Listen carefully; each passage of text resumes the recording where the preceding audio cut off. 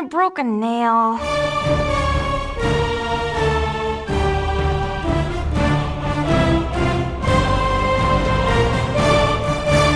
Well, hello there. My name is Xavu and I'll be your guide into the world of Baldur's Gate, a game whose story began a quarter of a century ago. Baldur's Gate has spawned expansions in 1999 and 2016, an enhanced edition in 2012, a year 2000 sequel and its own add-on, completing the original saga and putting in motion a loose series that continues to this day. Not to mention a whole subgenre of isometric, text-heavy party role-playing games that deserves its place right next to the boomer shooter, the Souls-like, and the XCOM clone. It is also a Shakespearean story of siblings competing for an empty throne, of foster father betrayal, and of rivers of blood spilled at the very end. But we start as a 20-year-old who has spent a sheltered life in the monastery of Candlekeep under the protection of a foster father, sage and wizard Gorion. Oh, my child. He tells us we need to prepare for an unexpected journey because Candlekeep's walls can no longer shield us from what is about to come. Oh wait, we don't even exist yet!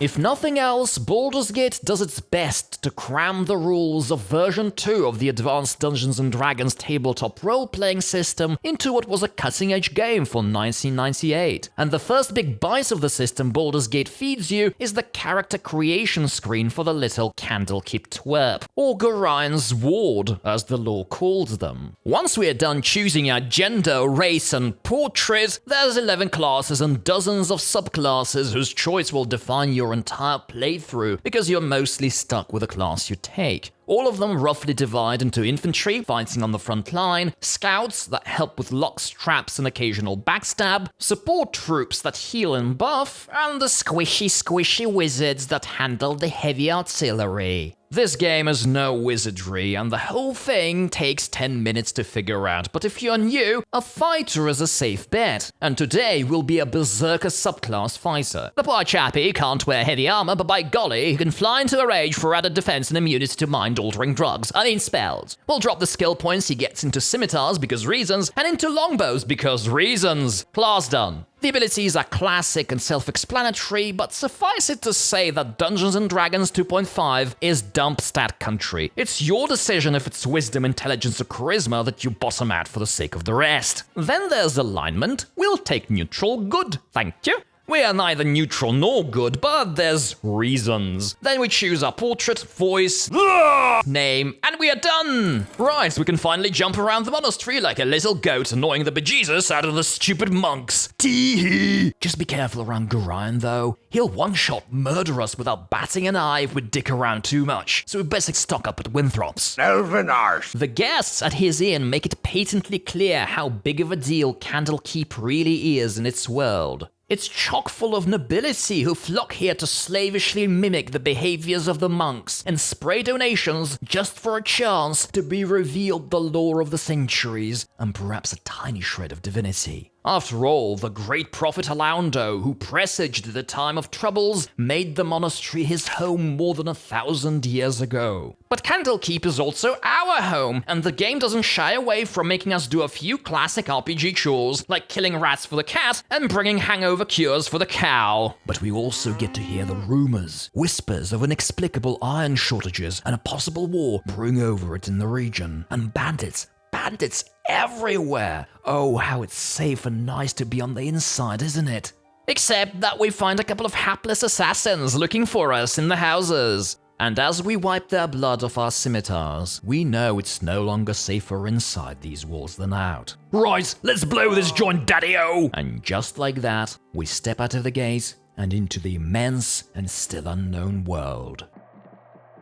But where are we exactly? Candlekeep sits on a cape, projecting out of the Sword Coast, south of the city-state of Baldur's Gate, and north of the merchant oligarchy of Arm. All in all, a promising but backwater region on the western shores of the colossal continent of Faerun, on the planet of Toril, the Earth-sized third planet of the Sun in the realm space, in the universe of Forgotten Realms, which is possibly the best-known Dungeons & Dragons setting created by Ed Greenwood in the mid-60s, a decade before D&D even existed, with the first official content for it published in 1987. Since then, it's been countless books, graphic novels, tabletop RPG modules, dungeon crawler and worker placement board games, and indeed, games for the computer. It takes just one look at the map to find video game locations sprayed all over. This is a high fantasy world of dwarves and elves, goblins and dragons, blessings and magics. It is also a very down-to-earth setting, with a late medieval ambiance and a geography mimicking the real world. You have the Nausicaa-like mountains of the spine of the world, and the 1001 night city of Kalimport at the edge of a desert down south.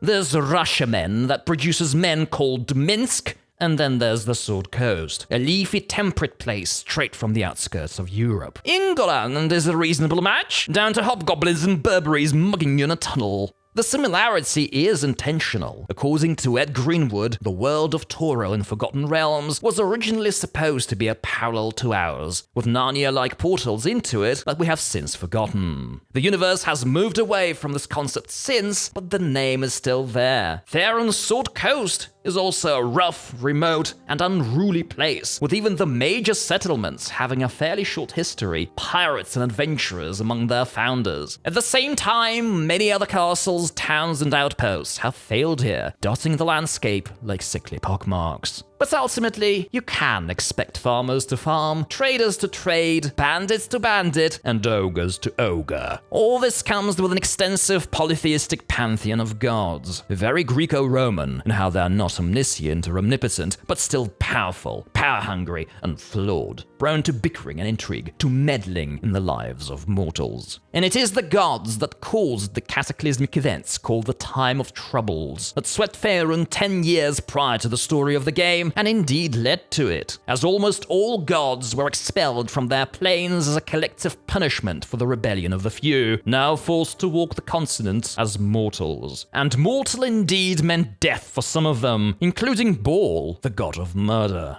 Baldur's Gate and a few other games from the period, like Heroes of Might and Magic 3, were some of the first pieces of proper fantasy media that I was consciously exposed to, long before something like Lord of the Rings. And Forgotten Realms, especially as interpreted in Infinity Engine games, has ever since been a yardstick for what I see as a good fantasy world. A world of celestial and infernal events. A world of gods that are imperfect and fun, but it's not just Zeus philandering and hiding from his wife for the upteenth time. A world of immense magic power. A world that is not gaudy and over the top. A world that is grounded and internally consistent, that tries to include plausible economics and politics. A world that has many cloudy days and is often bleak and crushingly mundane ways. That bleakness has caught up with us, by the way, as just outside Candlekeep, we met a large armored figure intent to capture and kill, and Gorion saved us at the expense of his own life. Injured, we ran away, only to be stalked on by the sneaky Imowen, innkeeper Winthrop's girl, and my childhood friend, who somehow figured out we were leaving and now is tagging along. Hey ya,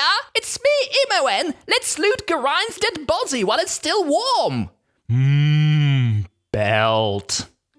Anyway, Pa told us to travel to Friendly Arms Inn and meet his old friends, so we slice a gibbling or two for the road and off we go. While the world in Baldur's Gate is not a seamless universe we may see and love in something like the Elder Scrolls games, it does the next best thing given the computer limitations of the time and the visual style BioWare chose for the game, especially since the pre-rendering of the backgrounds for the levels took a long time, as much as 20 to 40 hours for some of the complex city areas. The entire world map of the Sword Coast is cut into an invisible grid, each cell representing an outdoor area, and you discover it by approaching and clicking on the edge of the level in the direction you want to travel. This grid approach to making the world available to the player somewhat backfires in Baldur's Gate because a lot of these areas are just flyover in between spaces with hardly any points of interest. But it also gives a new player a gratifying sense of exploration, and I remember very well how back when the game was new and a bit too complex for a young player like me, I just kept running past the enemies, trying to get to the edge of the map and discover new regions as an alternative way to extract fun out of Baldur's Gate. But today, Anyway, we click on the edge of the map a few times to visit Friendly Arms Inn, which is actually a former and derelict fortress of a cult of Baal. Remember Baal?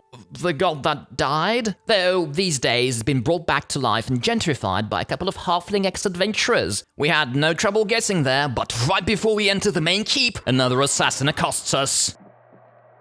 Let me just make a quick aside here and mention the remarkable way assassins are used across Baldur's Gate. We've already seen 2 in Candlekeep, 1 in Friendly Arms, and hired killers and bounty hunters will insist on following you for the rest of the game. Naturally, they work to reveal the plot, as their existence clearly telegraphs that someone's put a price on your head. But they also function as a soft tutorial, each time exposing the player to new and usually more challenging hazards out in the world. The hapless rubes in Candlekeep give you the first taste of combat and tell you to be on your toes. Tarnesh, that wizard at Friendly Arms, is a good candidate for the toughest early game opponent because he shows what crowd control spells are like, causing your characters to flee in panic, now vulnerable to offensive magic. There is a guy in a tavern in Beregost that makes you figure out how to kill a heavily armored and tanky fighter, and a fighter cleric in Nashkel that will paralyze you and beat you to smithereens. Once you reach Baldur's Gate, the city, a couple of rogues will poison you, requiring you to quickly solve a complex quest or die in a couple of days. Most of these encounters cleverly sit in story bottlenecks and can't be avoided, offering a ramping challenge to the player learning the ropes and getting comfortable with the game. Anyway, we welcome Tarnesh with a friendly arrow in the eye. We enter the inn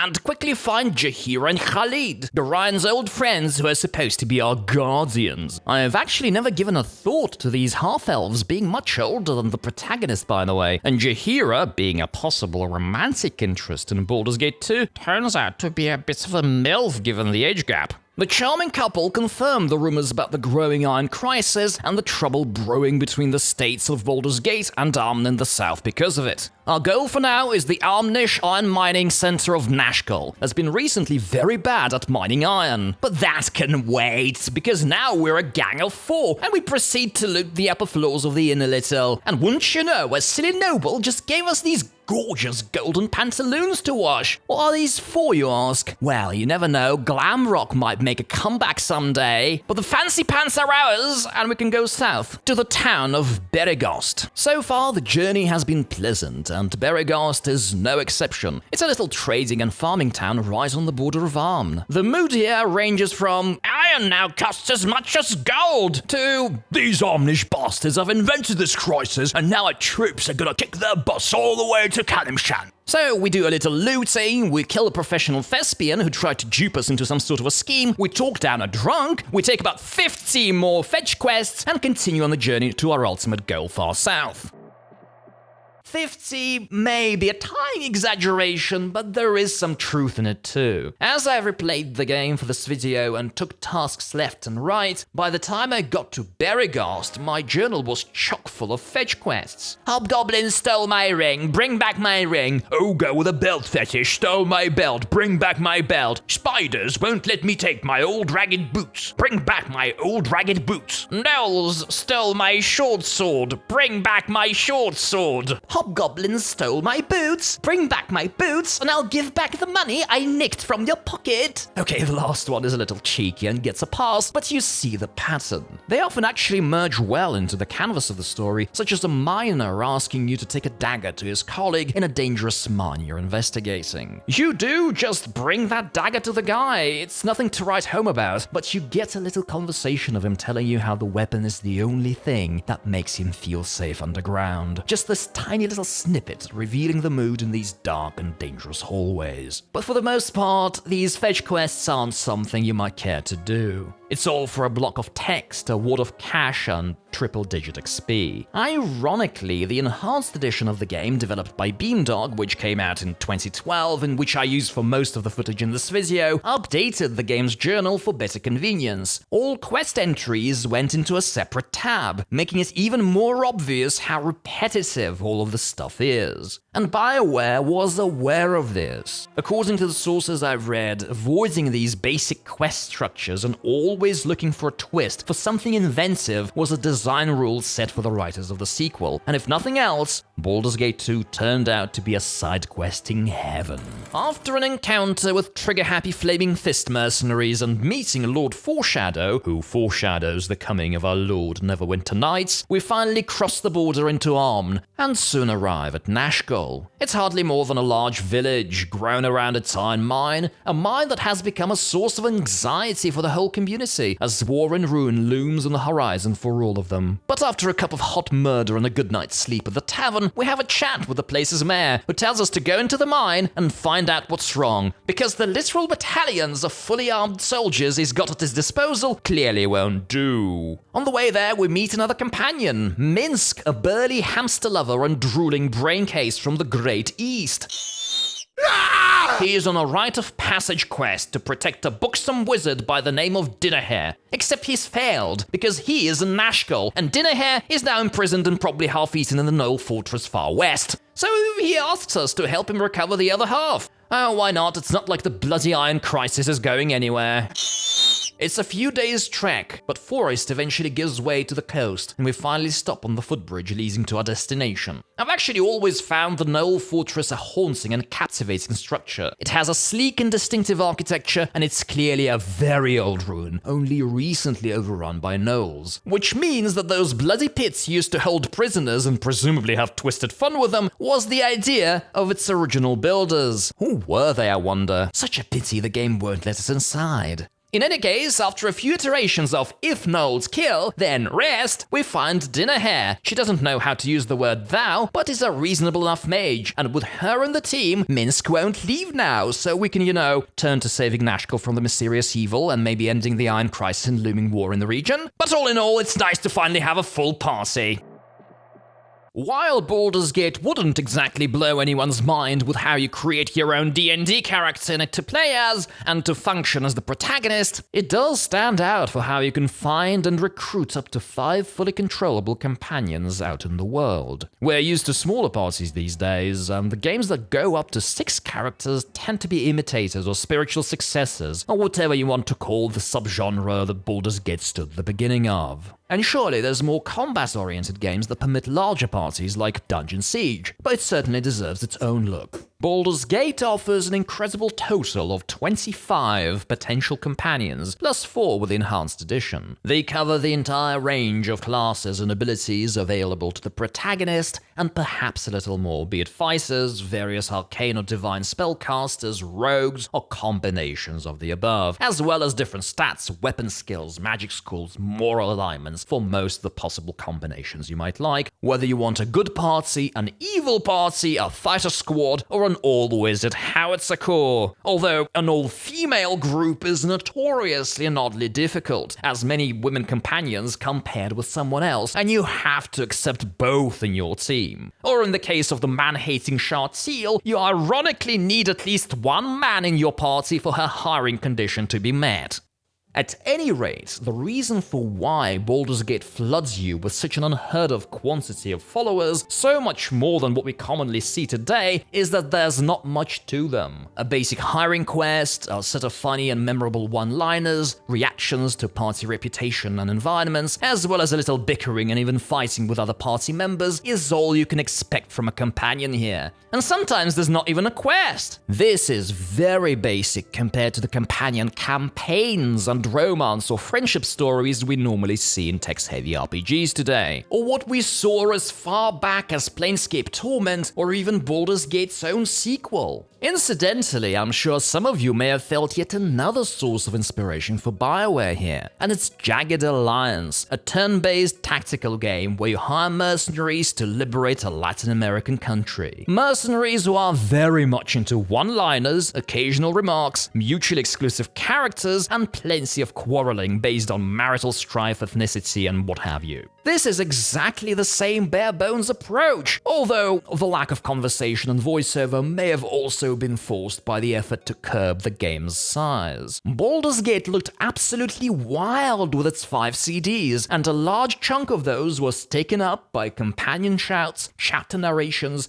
and the rare voiced dialogue. The availability of compression was an issue back then, and there is a reason for why Baldur's Gate 2, a bigger and higher resolution game, took up fewer discs. Back to companions, which in Baldur's Gate also represent the passion of its developers for the setting of the game. Many of these came from characters in their own tabletop RPG sessions, such as the deliciously haughty and irritable Edwin and the melancholy gloomball Zan. Dismal. And despite the limitations, the crazy shouts they utter do enough to make them memorable and to make you paint the rest of the characters' portraits in your mind. Ironically, given the extensive freedom you have putting together the party you like, the game indeed has a canonical set of companions, solidified in the plot of the sequel, and neither Edwin nor Zan are in it. And I've deliberately gathered that canonical team in the story section so far. It's your half-sister Imoen, Khalid and Jaheira, and Minsk and Dinnerhair. Back in the day, BG1 fans grumbled at this decision by BioWare because it arbitrarily trimmed the player party from almost 30 characters down to a specific 5, not all of them even popular. Although improved somewhat in the Enhanced Edition, Dinnerhair in particular is severely impaired in her ability as a wizard, with many powerful crowd control spells unavailable to her due to magic school restrictions. In fairness, Baldur's Gate 2 keeps many of the original game's companions, both recruitable like Viconia and non-recruitable like Tiax and Faldorn. But this rigid approach to the canonical party feels a bit inventive. But this is what we got. And because of its position between the two games, the Siege of Dragonspear DLC solidifies this, offering all 5 of the canonical characters as companions. We'll return to this when we talk about the expansion. In any case, despite the profusion of companions in BG1, I'm sure a lot of its fans have never tried many of them in their own parties. See, some sections of the game remain inaccessible for a long time, including the city of Baldur's Gate itself. Some potential companions do live there, but they aren't obviously better than anyone else you can find, and once you reach them, they simply aren't worth removing a companion that you're used to and gathered the right gear for. Other companions just sit in remote locations and won't always be found, so you are much more likely to end up with the decent characters that you meet on the way and early, like Imoen, Khalid and Jaheira,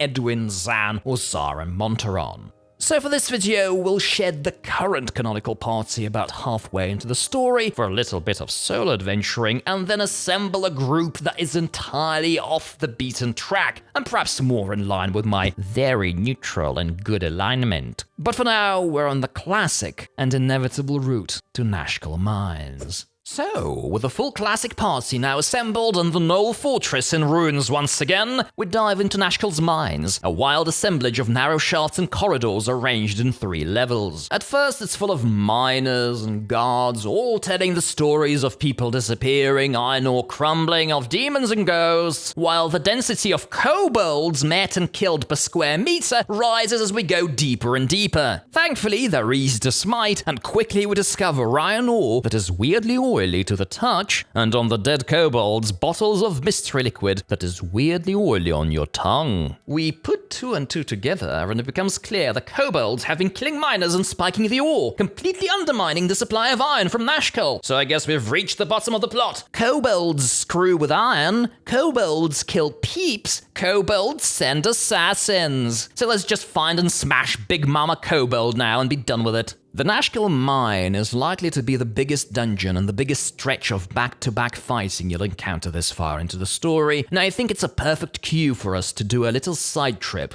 into what combat's like in Baldur's Gate. BioWare tried hard to convey the experience of playing tabletop D&D in Baldur's Gate, making it as if the computer were the dungeon master, while using the best of what a video game implementation could bring. Ironically, instead of the turn-based combat that tabletop RPG inevitably used, Baldur's Gate has a real-time interpretation of D&D's combat, with a player-control pause approach, making it possible for you to issue orders, plan a spell barrage or two, and press unpause to see the events unfold and make adjustments in real time. The system was not exactly novel for its time. BioWare actively took notes from the 1993 Darklands, a good and innovative but not particularly well-known RPG set in medieval Germany, which has real-time combat, and wouldn't you know, you can press space in it to pause the action and issue orders. Baldur's Gate got a second generation of the system, so to speak, which has endured throughout the game's sequels, siblings, and imitators, becoming a staple of isometric and BioWare-made computer RPGs. Still, turn-based was the principal approach to RPG combat before Baldur's Gate and has been around since, and the reason for the big reincarnation of this real-time with paused combat mechanic happening specifically in 1998 is, I think, historical. 1998 is very much the golden age in real-time strategy games. It is a time of hits like Westwood's Tiberian Dawn and Red Alert, StarCraft and Warcraft by Blizzard, not to mention titles like Myth, Total Annihilation, and Age of Empires, and all of their often more successful sequels and other series coming out in the years that followed. The first two Fallout games that just preceded Baldur's Gate reveal the problems of turn-based combat in a story-heavy game. It is hardly enjoyable to go through the entire start combat, take turns to move rigmarole, just to kill a random encounter rat for the millionth time. Real time with pause gives more resilience to the system, as these annoying and consequential minor battles can be handled with less frustration for the player. And we can see this in such games from the period as Might and Magic 6 or Fallout Tactics. They may be turn-based at heart, but they still give the player the choice of fighting real time if the stakes are low. This is something we see echoing in more recent Fallouts too, and their pause-to-aim VAT system. Meanwhile, Baldur's Gate 3 takes the completely opposite route, forcing turn-based combat and walking a very fine line with it, as it pre-plans and strictly manicures all of its battles. It doesn't have random encounters, the overall quantity of individual fights is low, and most of them have story significance in one way or the other. With the exception of some of the larger scale battles, BG3 works hard to avoid the sluggishness and frustration that turn-based combat can come with. Baldur's Gate 1, despite being a real-time game, still manages to keep a tinge of D&D's turn-based combat system in it. Every creature in a battle still plays in rounds of 6 in-game seconds. So if you can make 2 attacks per round with your sword, you'll swing it exactly twice within these 6 seconds. Or if you want to cast a spell, you'll do it within that same time. The trick to achieving real-time combat is that every creature in the battle has its own subjective round meter, and there is no giant metronome setting the beginnings and ends of rounds for everyone. Plus, all movement is free and does not interact with the round mechanic, since you can't use weapons or cast spells when you move. The result is smooth, intense, and controllable enough. It has its weaknesses, of course, especially since the player can often exploit the lack of clear distinction between combat and non-combat in the game. But most of the complication and combat that Baldur's Gate is infamous for stems from the D&D rule set and the game's dated interface. Oh, I hate to disappoint you, but Big Mama Kobold turned out to be this rather dim half-orc priest Mullahay. What? He is a worshipper of the god of lies, tyranny, and murder Cyric, and he summons a bunch of skeletons for a little anatomy lesson, so we jib him to get more credit. We find a letter in his stuff and sadly find out that there's more to this conspiracy, as Tazok, Mullahay's apparent boss, has been ordering him and his kobold lackeys to poison the iron ore. The letter also reveals Tazok's contact, Tranzig, for us to interrogate and potentially gleefully murder. Tranzig's getting his bottom pampered at the fancy Feldepost's Inn in Beregost as we speak, so away we go. Well, we first climb out of the mine through a field-expedient quick travel hole in the ground, return as heroes to get our reward and adoring kisses on the butt cheek from the Nashkilites. In the middle of all of the commotion, we get some longbow practice on yet another assassin, we take a nap, and discover another avenue Baldur's Gate uses to tell us its story. It is the vivid dreams you see conveniently at the beginning of new chapters from now on. As dreams, these visions offer a wild jumble of the dramatic events that you have experienced so far, such as the death of your adoptive father and something unknown and sinister stirring within you and warning you of the things to come and of what you are to become something that still isn't consciously there while you're awake, but get progressively bloody as you close your eyes. If you have the patience to listen through the slow narration, you can really appreciate how well the visions make you connect with a character and prime you for the revelations of the plot. Taken on their own, the visions aren't enough to get a clear picture of what is happening, but combined with what you discover in the world and the eventual realization that you're one of the many children of Baal, sired for the eventual rebirth of that god, the visions highlight this visceral and violent reality. Nevertheless, this block of text and narration format clashes too much with the game, and despite the many playthroughs of Baldur's Gate 1 in the past, the one I did for this video was the first time I actually made myself listen to them start to finish. I have no regrets, but BioWare did so much better in the sequel, putting more visual, dramatic, and interactive cutscenes in between its chapters. Back in Beregost, we meet a band of Flaming Fist militia stuck in an inn. They're saying they can't contact their headquarters in Baldur's Gate and hint at possible trouble. Ominous, ominous. But they still have their order to wipe out bandits, and by God they're willing to pay anyone to do that for them. 50 gold for the scalp of every dodgy fella, and that's your perfect early to mid-game machine to raise money for that full plate you've always wanted. But we're here to have a fun chat with that transit guy, and by fun chat I mean a face full of arrows. He leaves a letter telling us that his boss Tazok coordinates bandit attacks in the region and currently has a camp somewhere in the forest southeast of Baldur's Gate. So we load up our quivers and take off. Police work is easy. It's actually even easier than you think, because in the woods, we meet Tazok's scouts, friendly chaps who lead us straight into the bandit camp. And wouldn't you know it, Tazok's a real charmer who just lets us in as recruits. But he probably senses something amiss and skedaddles right away, leaving the camp ripe for the picking.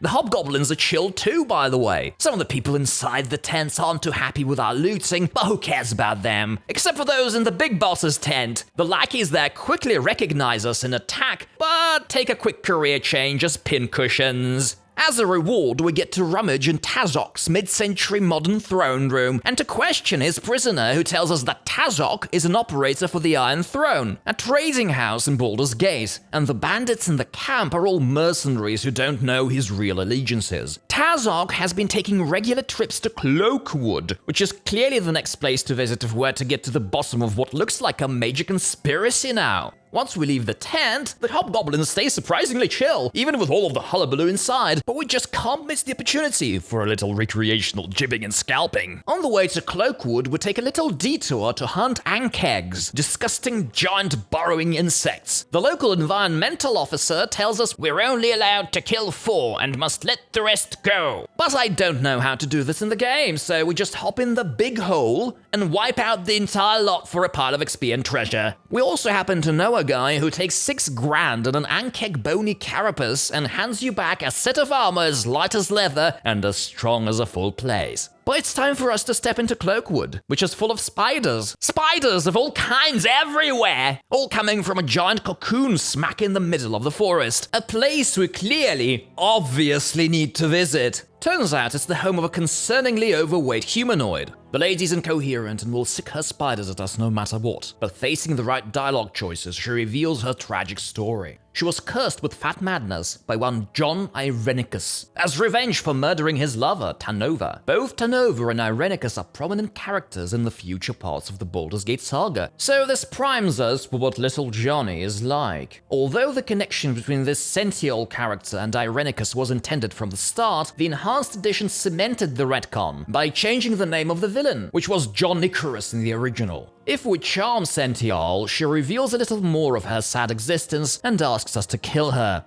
Classic. We happily oblige, and once Sentiol is down, we fish out a ring called the Discipliner. Yeah, I know what you're thinking, you pervs, but it just drops the wearer's wisdom and intelligence to the minimum value of 3. I mean, Minsk is kind of dumb and disastrously unwise, especially compared to his hamster. The ring couldn't hurt him that much, could it? Hey Minsk! Here boy, I've got a treat for you. Put this on. Good boy, good boy. Minsk?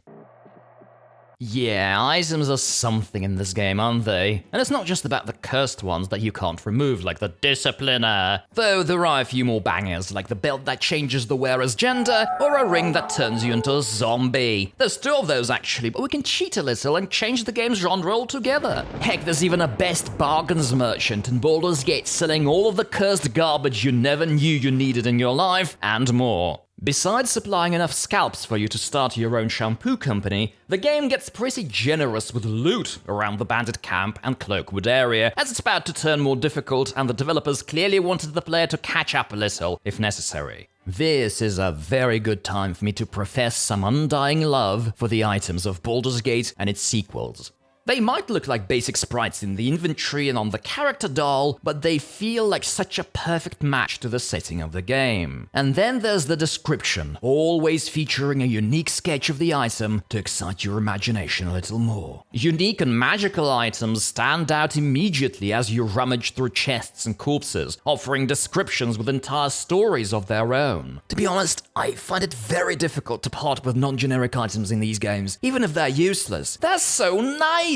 When Baldur's Gate 2 introduced gem bags as well as other containers, I stopped selling gems. It's so much more gratifying to keep and hoard them, and it's a feeling that I've failed to relive in many other, more recent RPGs. Neverwinter Nights to Knights of the Old Republic to Mass Effect to Pillars of Eternity. There's definitely an element of personal nostalgia there, of being a young enough gamer that saving up the money and buying the basic equipment that is right for your character's skills was still a journey of discovery. I have similar levels of emotional investment in the inventories of other contemporary games, such as the old Fallouts and Deus Ex. Boy, those chocolate bars and soy food you scraped off the street meant so much for your survival as a noob. However, I think the reason for the funness of Baldur's Gate's items goes beyond all of that. It's also about you starting very weak, and if you don't know all of the secrets and exploits, upgrading your fighter from chainmail to splintmail is a reason to celebrate, as you feel immediately powerful, even if it actually means a measly 5 percentage point improvement in defense. Even non-magical items carry a lot of weight in this low-level adventure, but if you find something enchanted, it feels like a marvelous find. So it's not just nostalgia, it's hitting the right balance with the significance of every item you discover and with its uniqueness. Coincidentally, I found that Baldur's Gate 3 actually manages to rekindle this lost joy of messing with the inventory, what with the pretty pictures, solid descriptions, and a sense of regret when you find something singularly powerful but utterly useless in your party.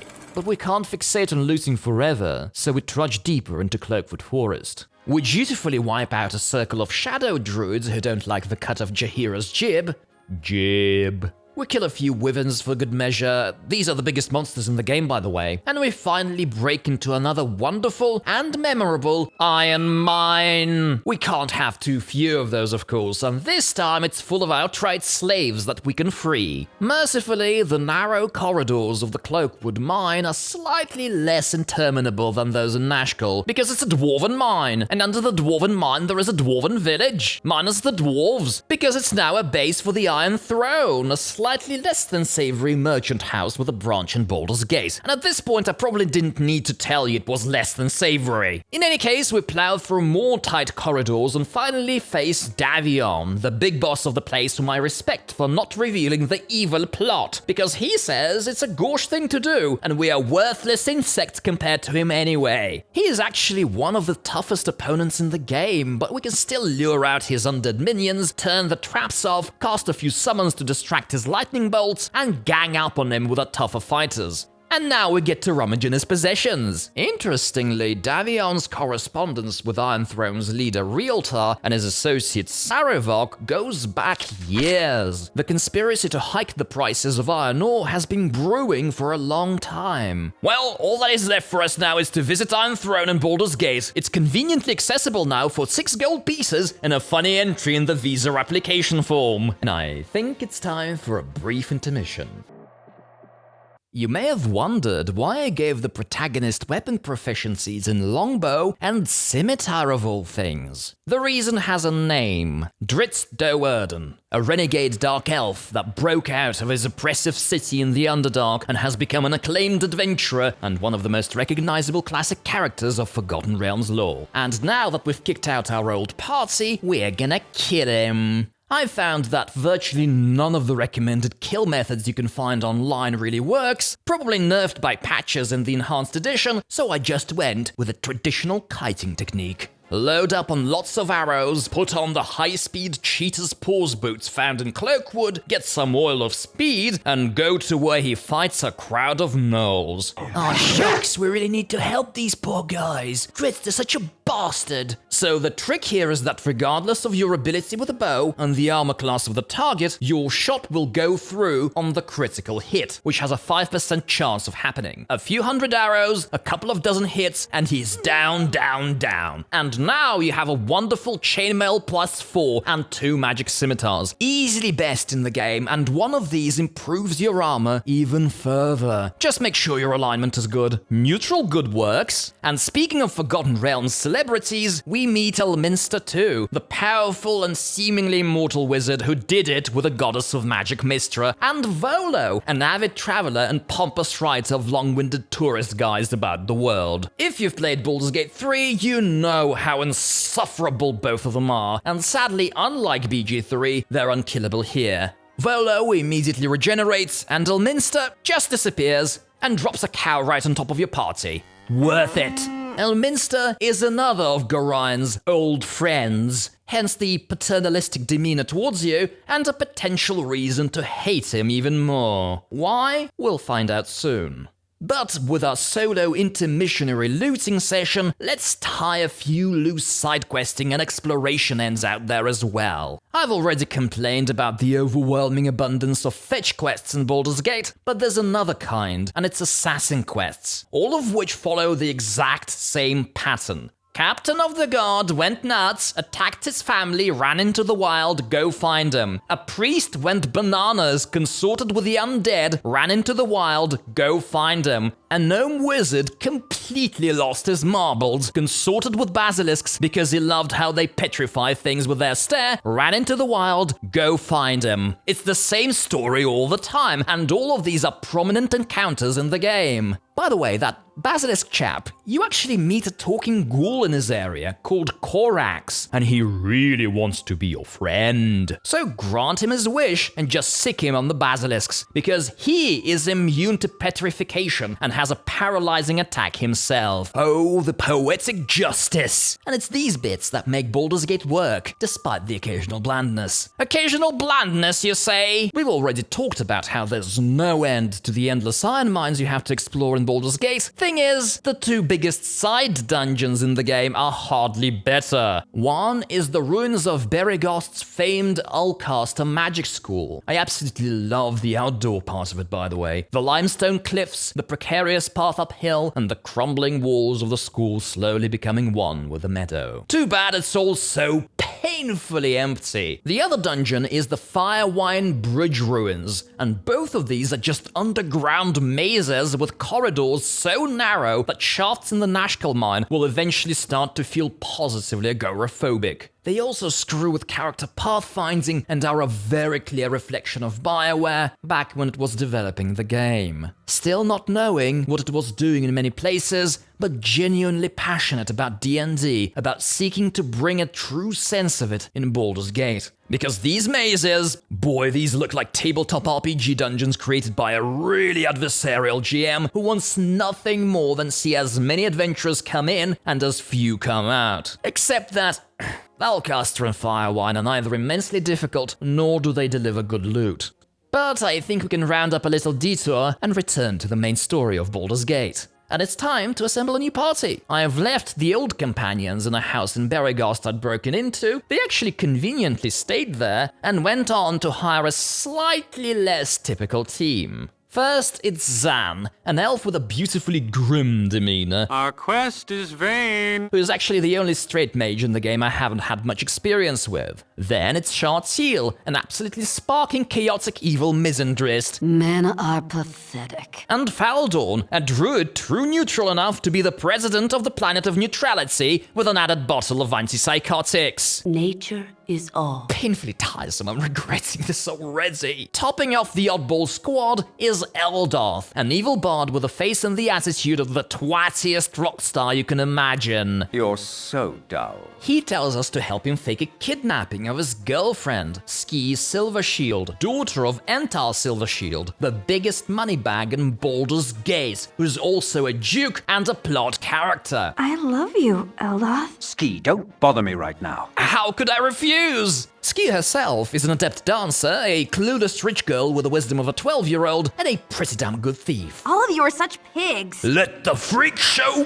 begin! So we've paid our 6 gold, and the bridge into Baldur's Gate is now open. We are free to finally see the city's many delights. I hope that is dashed 15 seconds later, because an officer of the Flaming Fist called Scar fills us in on what's been happening in the city. Well-established trading houses have been engaging in odd transactions lately, selling off major assets and overlooking lucrative deals. Since there's nothing criminal in it per se, and because there's so much mistrust floating about in Baldur's Gate, we're supposed to play Economic Crime Unit and do a little AML CFT snooping in the merchant outfit called Seven Sons to find out what their scheme is. So after a quick tour of the pallid splendors of the city and a little bit of recreational murdering, we go to Seven Sons. And on the way, we meet this slightly mad guy who tells us that we've truly become a father's child, and that we've pooped a long poop on Gorian's grave by doing so. And for that, he'll stop us. And he did,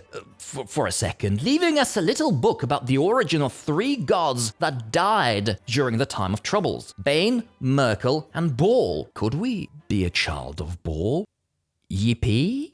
Seven Sons looks fine, by the way. Respectable fat men in skirts everywhere, as it should be. But there's always a basement, and this one had a none-too-friendly shape-shifting doppelganger in it. Doppelganger? Doppel-giblet, more like! We also find Yggdrasil, the actual boss of Seven Sons, who tells us that doppelgangers are capturing and taking the faces of a bunch of prominent traders in the city. And Seven Sons is one of the organizations they've compromised. After a little bit more juicy bloodshed, we relay the news to Scar, who arranges a meeting with Duke Elton himself, one of the heads of the city, who talks once again of the Iron Throne, a rich and generally only slightly dodgy merchant house, which has clearly been stirring all that wild trouble in the region, and now has brought that trouble into the city, with Seven Sons and gods know what else. So we are supposed to infiltrate their headquarters that stands ominously over the southern part of Baldur's Gate for a little bit of spying to find out their ultimate goals. So we accept, smiling in the armored Pratt's face, because of course we will do it stealthy covert-like. Oh, are you a nasty god? Am I supposed to use subterfuge and stealth on you? Do I look like Agent 47, you slug? You, get chunky! Let go, snap! I have too many arrows and I'm all out of gum. Eat wood! Get the f*** out of my kitchen! Yes, sir. Oh, they put you on the top floor and made you my assassin. You better get panicking now. Good. So before he dies, the last surviving goblin here tells us that the top management of Iron Throne just left for the library of Candlekeep of all places, including Realtar, a name we have heard before in the messages left by Tazok and Davion. All this in addition to the fact that Iron Throne has been playing schemes with ambassadors from other countries and the Dukes of Baldur's Gate itself, some of which already replaced by shapeshifters. Elton doesn't really question why we are all covered in blood when we deliver the news, and just hands us a book so expensive that the Candlekeep monks will have no choice but to let our filthy mugs in. Honey, I've brought the book. Just let me back in, alright? I want to see the kids. With the story finally bringing us to the city of Baldur's Gate, I think it's time we talked about the city itself. It often gets criticized for how dull and lifeless it is, and I myself have called it an afterthought to the game. But it's still huge, and after all, it's hard to believe there's nothing to it. So for this video, I decided to go over it with a fine comb, breaking into every single house, peeking in every tavern, and on the way talking to a random sample of nameless men in the street. And the takeaway is, the city is rough and very hit and miss. Like with so many things in this game, it's a reflection of BioWare, of their talent and passion, and despite that, just not having a clue what to do. You know Slavjank? It's about Eastern European game developers having a history of implementing fascinating ideas that are just too big for their breeches. Well, then Baldur's Gate is absolute Canuckjank. Or is it Maplejank? Anyway, so what's good in the city? Barging in every house exposes you to a Baldur's Gate full of all sorts of fun encounters, like finding a group of undead that are tough to kill, but once they're down, there's a wizard in the back room impressed with your performance and saying he's looking for adventurers. You stumble on a band of ogre mages hired to kill you, and incredibly happy to be able to work from home. Or on a cleric dad who resurrects his son and then tells him off and grounds him for getting in trouble. There is plenty of stuff to be found behind the closed doors. And that is the main problem with the city. You literally need to knock on every door in every house out there to even see this. Baldur's Gate feels very disjointed. It misses direction. There is no general concept connecting all of these encounters in a web that would be fun to explore.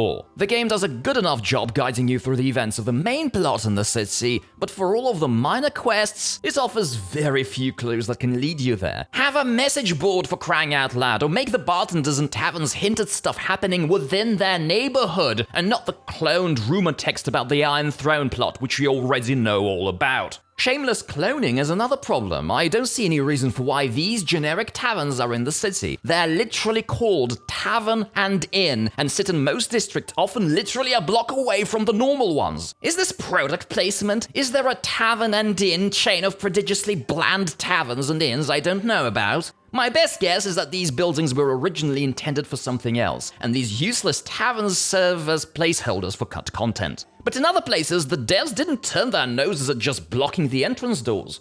Mystery. And as the final nail in the coffin, Baldur's Gate looks fake. It's Disney-fied. It doesn't at all look like something that real people would live in. I think the most human place in all of it is the fairground with the swings and queues to the gambling tents. The rest of it, there's just no sense anything here exists other than as a prop for you, the player. These people don't have jobs, they have nowhere to go, they don't poop, no toilets, the sewer is adventurers only, there is no industry of any kind, not even a bloody forge, and isn't Baldur's Gate supposed to be this big-time harbor for pirates? All you get hinting at this is a tavern full of guests singing songs dressed as sailors, and a sailboat used as a pub. Disney-fied indeed. The very architecture and planning of the city supports this, because it doesn't look like a place inside city walls where space is at a premium. This looks less like a real organically grown city with real history, and more like a suburban planned neighborhood zoning regulations NIMBY kind of affair. Thankfully, BioWare got better in the sequel, and did a much better job of city building in Athkatla, the metropolis of BG2. Yes please, wall-to-wall, compact blocks, messy street Right, enough griping. The story is taking us back to Candlekeep, but for this bombshell of a plot section, for the rest of the Iron Throne conspiracy, and for an overview of the game's expansions and Baldur's Gate the novel, you'll have to wait for part 2 of our little retrospective journey. This thing has bloated far beyond all plans, and the gods of video editing have exacted too colossal a sacrifice. See you again soon.